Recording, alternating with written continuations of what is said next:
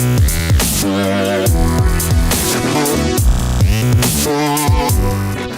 guys, Dave Moore, DaveMoore.com, talking today about the Vortex Strike Eagle 1:6 power by 24 millimeter rifle scope for AR-15s. So this comes with the AR bullet drop compensating reticle, and it has a field of view at 19.2 inches at 100 yards.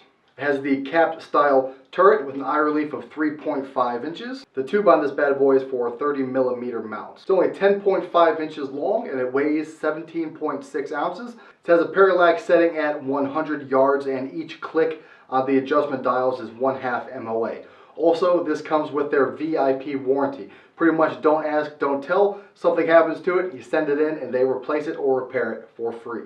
So I've had this for quite a while and I've had a lot of time to play around with it and test it out. So as you saw, I did mount this scope. I made a video on that. And the mounting is really easy. Just like any scope, it's really not too difficult. It's just time consuming and a little annoying at times. But their mount helped out the process. It has really smooth rings, so I was able to make nice adjustments, nice small adjustments with no problem whatsoever. So I went to the range to test this bad boy out. Obviously, I started zeroing with a bore sight. So I tossed a bore sight in there, got myself dialed in somewhat, and I started shooting, doing the actual zero. Remember, this scope is meant to be zeroed at 100 yards, or the BDC reticle will not properly work. So put the target out to 100 and started zeroing away. It didn't really take too many rounds to get it dialed in. These 1/2 MOA turrets really helped. So we know that at 100 yards, if you're off 1 inch, you need 2 clicks. Really easy math, really easy to do, and I had no problem with it whatsoever. So all the ammo that I used in this video is from Bite the Bullet. They reload ammo from factory new components, so you know it has that factory new structural integrity, which to me is very important. I've had bad experiences in the past. It's also very consistent ammo and is very accurate, so that's why I chose it for this video to zero this rifle. So as you can see here, I posted up on a range bag and just started firing away. Not just firing away, but doing precise shots. I got it zeroed probably with about 10 rounds. And that's mostly me, because we're talking zeroing at 100 yards is a lot harder to hold steady than at 35 yards that I normally zero at. So the 10 rounds is probably just me. Now the power adjustments on this go from 0 to 11. And I noticed outside, having it at about 6 or 7, it was bright enough to see. So this thing definitely does get bright enough. I was shooting in rain and clouds at first, and then it went into just broad sunlight, and I still had no problem seeing the reticle itself. So when you first put the target out there at 100 yards, you got to make sure that you focus. This focus ring on the back here has negative and positive. That tells you which way you need to go. And it's really easy to focus. The ring itself is really smooth and doesn't give you any trouble when turning it. And it's just really nice. Moving up, we have your focus ring. Like I said, this is a 1:6 power optic, and your focus ring turns as such. 6 power, turn it to the right, and you're dialed down to 1 power.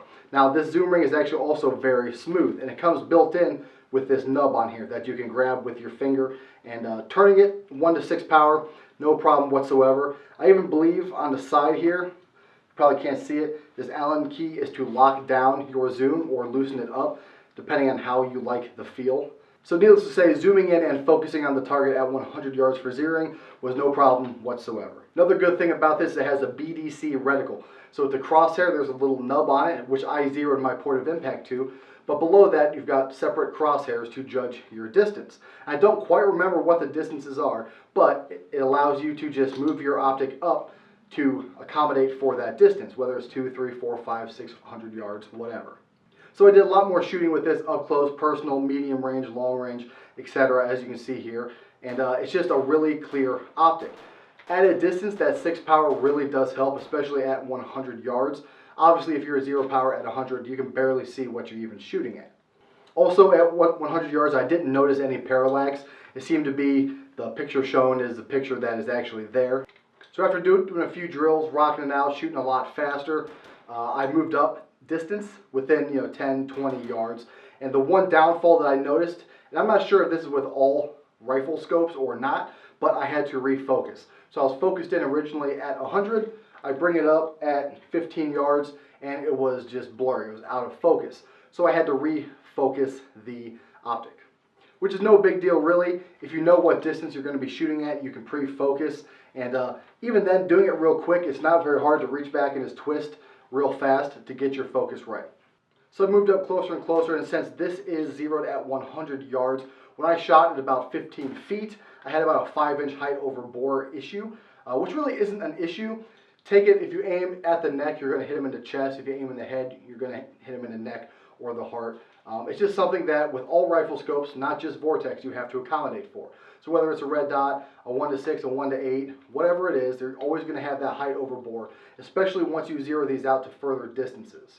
But I did a few drills, a 2-4-2-2, kind of, I think, and it acts just like a red dot at close distance. Once you're focused in and you get the feel for bringing it up, it's really no problem to find that reticle, to find that little death bonnet and just rock away at your target. Matter of fact, I was pretty much shooting as fast as I can, which I know isn't really that fast. And all I had to do was watch the red horseshoe just bounce back to the target, no problem. I knew every time I was shooting, my rounds were on target. They might not have been pinpoint accuracy, but they were within the kill zone, quote unquote. Now I know that all sounds positive, but what are the downfalls to this?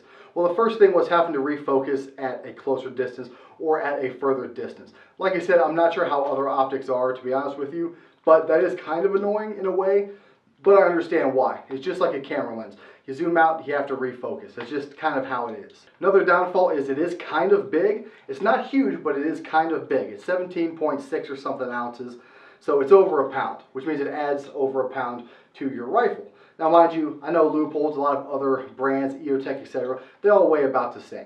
So this is kind of a blanket statement for all zoomable rifle scopes. They're just heavy. So if you have a lightweight build and you toss this bad boy on there, it's not going to be as light as you want it to be. So if I were to choose one more negative kind of to this would be the eye relief. I had kind of a hard time getting the eye relief set. Now, mind you, that isn't only just the optic. It might not even be the optic at all. But I kind of had trouble getting the eye relief exactly where I wanted it. Now, I have mounted several scopes in the past, probably 3 or 4, so I have some experience in mounting scopes. And I just kind of had a hard time doing it, but that could go hand in hand with the smoothness of the mount, etc. Or maybe I just wasn't really paying attention to it at all, and I just put it too far away at first or too close second time, whatever. But the eye relief kind of gave me a little trouble, but I have it dead set now to where it's perfect. So that's really it, guys. That is the Vortex Strike Eagle 1-6 by 24 AR rifle scope equipped with your bullet drop compensating reticle. Now, the retail price on this is about $350. So for the price, you cannot complain about this whatsoever. This scope is beyond Vortex quality. We all know Vortex makes amazing stuff, and this scope did not surprise me in the least at being a high quality rifle scope. I've priced out scopes before and I've seen them $1,200, $1,400, $2,000, $3,000, and it just kind of baffled me as to why they're so much money. And being way out of my budget, I'm never going to have one of those, at least not in the near future. So if you're on a price budget or you're just money conscious like a lot of us are, for $350 you really can't beat this optic. It comes with their VIP warranty, so if it's broken, whatever, whether you did it or not, an act of God, etc., they will repair or replace it for free. So once you buy it, you're going to have it for a lifetime, basically. So for $350 to have this for a lifetime, why not do that? Now, mind you, Vortex also makes higher quality scopes, or higher price scopes, I should say. I'm not sure if they even are really that much higher quality, but they go into the $2,000 to $3,000 price range.